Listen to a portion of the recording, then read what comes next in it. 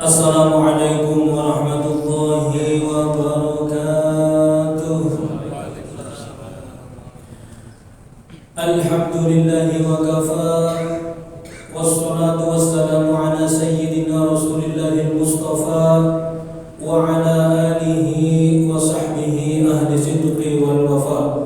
Allahumma salli wa sallim ala sayyidina Muhammadin salatan tuballighuna biha hajja baitikal haram wa ziyarata qabr nabiyyika alaihi afdalus salatu wassalam fi sihhatin wa lutfin wa afiyatin wa salamatin wa bulughil maram wa ala alihi wa sahbihi wa sallam. Amma ba'd.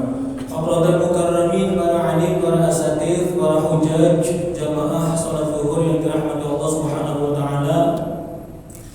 Puji syukur kita haturkan kehadirat Allah Subhanahu wa taala. Salawat dan salam kepada Nabi kita yang tercinta Sayyidina Muhammad sallallahu alaihi wasallam beserta seluruh keluarganya, seluruh sahabatnya, seluruh umatnya yang istiqomah di dalam menjalankan syariat. Ma'asyiral hadirin, menggantikan Ustaz terjadwal sedianya Ustaz Mufti Syafi'i. Beliau saat ini masih berada di Mekah. Insyaallah Jumat baru terbang pulang ke Indonesia. Kita manfaatkan waktu yang sedikit ini. Ada beberapa poin yang ingin saya sampaikan.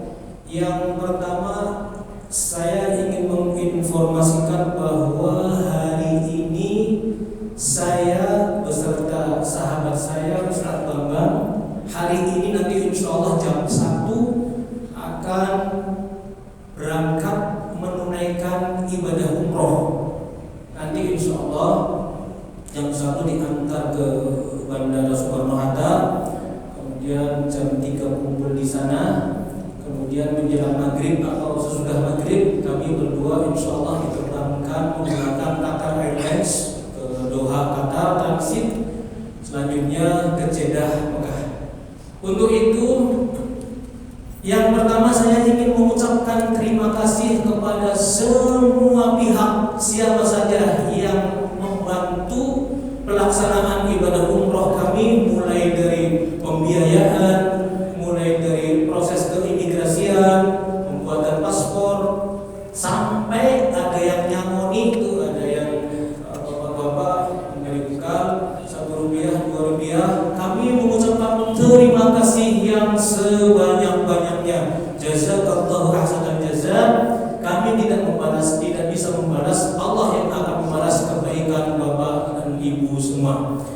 Yang kedua, saya ingin 10 menit ke depan insyaallah menyampaikan permintaan maaf. Boleh jadi selama melayani jamaah di sini kami berdua dengan sahabat kami Ustaz Bambang, sikap kami, perbuatan kami, ucapan kami ada yang kurang berkenan atau bahkan menyakiti, menyinggung perasaan hati jamaah, kami mohon maaf yang sebesar-besarnya. Banyak sering kita mendengar bahwa di sana itu, di Mekah itu merupakan miniatur akhirat. Apa yang kebiasaan kita di sini kerjakan, di sana langsung dibalas oleh Allah. Katanya begitu. Padahal kita di sana udah harus berdoa saja ke Allah. Namun ada beberapa cerita seperti itu. Waktu di daerahnya itu profesinya tukang objek. Dia sikut kanan, dia sikut kiri, begitu sampai di sana melangkahkan kakinya itu terasa berat sekali. Dia nggak bisa melangkahkan kakinya, katanya begitu. Datanglah pegawai pembimbingnya, kenapa kamu tidak bisa melangkah? Tidak tahu ya Tuhan, saya nggak bisa, berat sekali kaki saya. Oleh mutawif kasih tahu bahwa ternyata kaki yang satu keinjak sendiri. Jadi kita di sana itu husnudzon saja kepada Allah. Allah nggak sejahat yang kita kira. Di sana kita mau fokus ibadah, mau bagaimana. Wallahu a'lam bishawab. Namun demikian, tetap kami meminta maaf kepada jamaah selama melayani jamaah ada sikap, perbuatan atau mungkin tingkah laku kami yang tidak enak, bahkan menyakiti. Mohon maaf yang sebesar-besarnya supaya proses atau semua syarat dan rukun umroh yang akan kami lakukan di sini berjalan lancar, nyaman, tidak ada halangan. Kemudian yang ketiga, saya minta didoakan supaya selama di sana diberikan kesehatan baik jasmani maupun rohani. Karena informasi yang kami, bukan informasi, emang itu, bahwa ibadah haji ataupun umroh itu ibadah fisik, memerlukan fisik yang cool, yang sehat. Kita harus lari-lari 7 kali dari Bukit Sofa ke Marwah, kemudian harus memutari Ka'bah, tawaf selama 7 kali. Kalau fisik kita tidak sehat, maka itu akan sangat pengaruh, apalagi rekan kami, sahabat kami itu badannya gede, berat nanti gendutnya. Jadi kami mohon didoakan selama di sana selalu diberikan kesehatan baik jasmani dan rohani. Bapak Ibu yang dirahmati Allah Subhanahu wa taala, itu yang ketiga. Kemudian yang keempat, saya berpesan, mohon maaf ini curhat yang bukan tausiah, waktunya juga sangat mepet. Saya ingin berpesan yang keempat kepada semua jamaah yang sampai saat ini sudah ada niat, tetapi Allah belum perkenankan, entah itu kendala finansial dan lain sebagainya. Pesan saya, gak usah kecil hati, gak usah sedih, gak usah kecewa. Karena apa? Ibadah haji, ibadah umroh itu bukan urusan duit, bukan urusan ongkos, urusannya dengan Allah. Banyak orang yang duitnya sudah tidak bisa dihitung lagi, tidak ada serinya barangkali. Waktu juga banyak, mereka belum sempat juga. Tetapi banyak pula orang yang ukuran kantongnya itu tidak mungkin untuk melakukan perjalanan. Allah kehendaki jadi jalan. Jadi untuk yang saat ini belum bisa melaksanakan menunaikan haji atau umroh, tidak usah kecil hati. Kita tancapkan niat di hati, insya Allah nanti Allah yang akan memberi jalan. Dalam surat Al-Ankabut disebutkan ayat 69, walladzina jahadu fina lanahdiyannahum subulana. Jika engkau sungguh-sungguh di dalam jalanku, menempuh jalanku Allah, lanahdiyannahum, ini dengan lagu taukid, menetapkan, mengukuhkan, sungguh aku Allah yang akan memberikan jalan menuju kemudahan yang engkau cita-citakan itu. Dalam hadis dikatakan, intasbukillah yasbukak. Jika engkau sungguh jujur dengan niatmu, Allah yang akan menunjukkan atau memberikan jalan dengan niatmu itu. Tancapkan niat di hati, insya Allah pasti Allah akan berikan jalannya. Dalam satu perjalanan haji, ada seorang haji beserta keluarganya, anaknya, istrinya, semua berangkat haji. Mutawif tanya, Bapak berangkat haji semua keluarga? Betul. Siapa? Saya, istri saya, anak saya. Bapak usahanya apa? Saya jualan kangkung. Jualan kangkung? Betul. Terus bisa pergi haji? Betul, alhamdulillah. Di mana Bapak jualan kangkung? Di daerah Rawabogor sono, dekat bandara. Ditengok ternyata begitu di sana. Mana kangkung? Ini kangkung yang saya jual beserta tanah-tanahnya saya jual. Alhamdulillah beserta tanahnya laku berapa? 2 miliar. Saya naik haji. Itu artinya Allah yang memberikan jalan dengan lakunya tanah. Berapa banyak orang menawarkan tanah sudah bertonton sampai sekarang belum laku juga, Bapak. Itu hanya jualan kangkung bisa pergi haji. Ternyata dengan tanah-tanahnya, Bapak.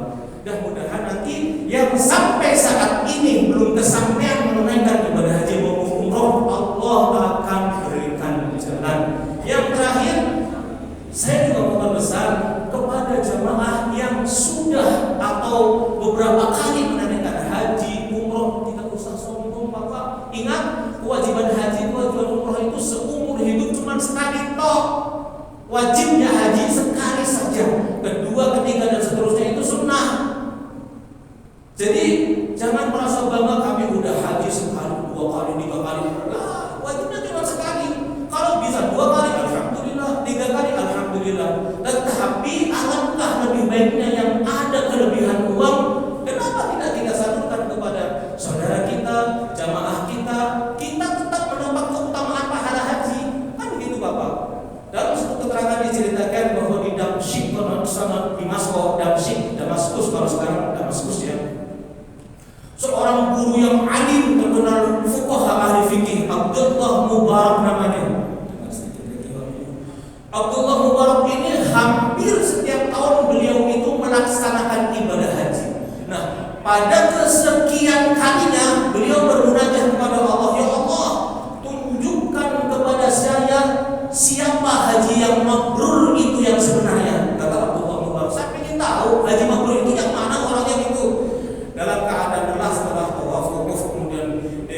istirahat siang antara jaga dengan tidur, layak-layak itu mimpi datang dua malaikat bercakap-cakap. Kata malaikat yang pertama bertanya, saudaraku, ada berapa jamaah haji yang menunaikan ibadah haji tahun ini?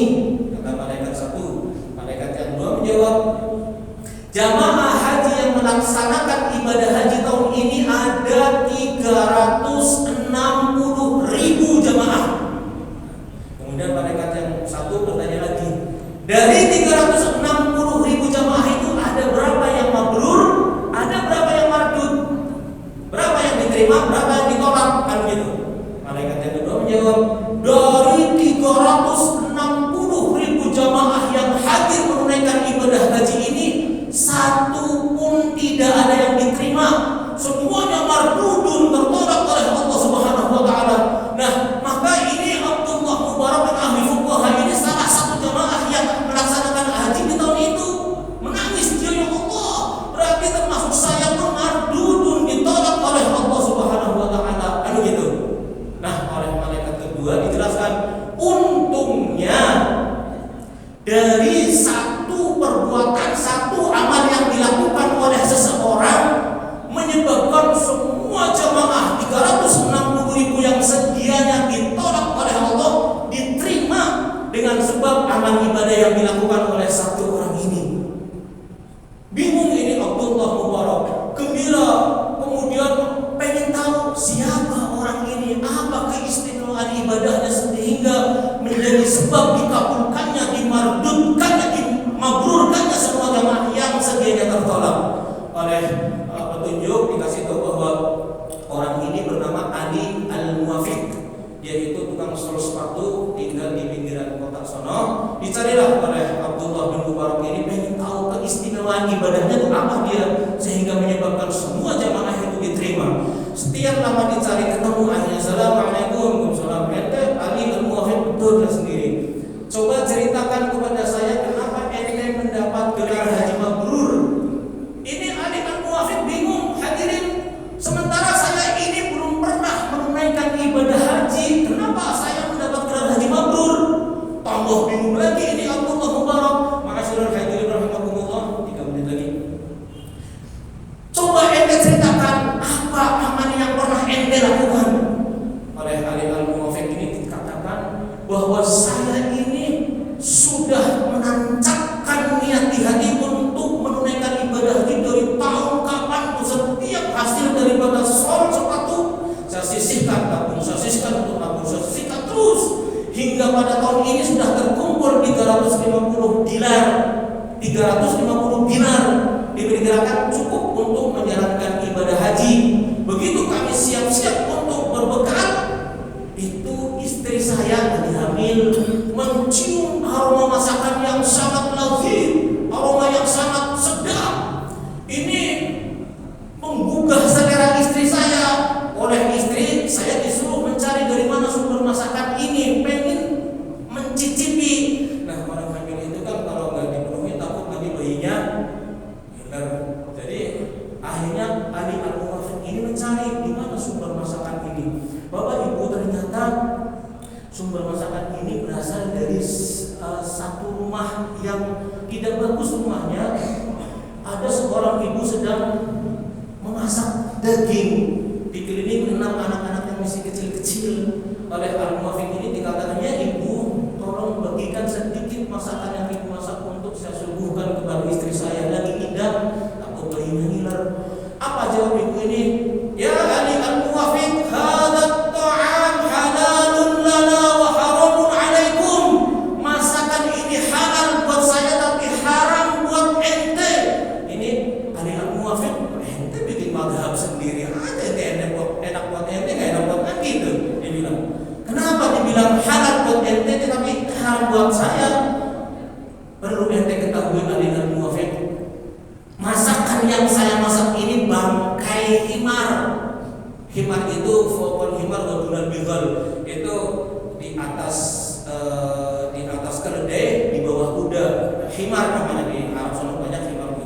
Jadi ini bangkai himar. Anak saya 3 hari nggak kena makanan.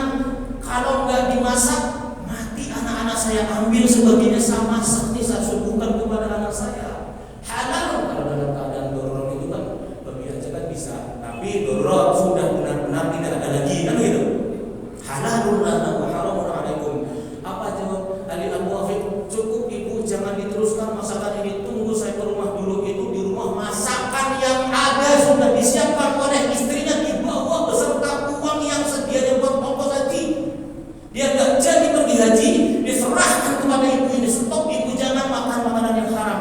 Ini makan silahkan makan, ini uang silahkan gunakan untuk keperluan ibu. Saya rela batal menunaikan ibadah haji supaya ibu terhindar dari makanan yang haram. Bapak ibu yang dirahmati Allah Subhanahu wa taala, kalau kita lihat surat Al-Ma'un, ara'aital ladzi yukadzibu bid-din fadzalika alladzi yad'u al-yatim wa la yahuddu 'ala ta'amil miskin. Tahu engkau orang mendustakan agama, beragama oleh Allah dianggap dusta. Kalau Allah menganggap agama kita dusta, artinya sembahyang kita dianggapnya dusta, baca Quran dianggapnya dusta, puasa kita dusta, sedekah kita dusta, haji kita semuanya dianggap dusta oleh Allah. Padahal kita sembahyang, padahal kita baca Quran, kita tunaikan zakat, kita haji, tapi semua dianggap dusta. Tahu ente orang yang begini? Ara'aital ladzi yukadzibu bid-din fadzalika alladzi yad'u al-yatim. Itulah orang yang membiarkan, mentelantarkan anak-anak yatim. Abdullah Mubarak mendengar cerita dari Ali Al-Muwafiq ini menangis. Dia ambil tangannya Ali Al-Muwafiq, dia cium tangannya. Belum naik haji bapak, tetapi Allah sudah berikan gelar haji mabrur. Bagaimana dengan haji yang 2 kali, 3 kali, 4 kali dan seterusnya dan seterusnya? Bapak Ibu dirahmati Allah Subhanahu wa taala. Sedikit ini bisa menjadi muhasabah buat kita. Intinya yang pertama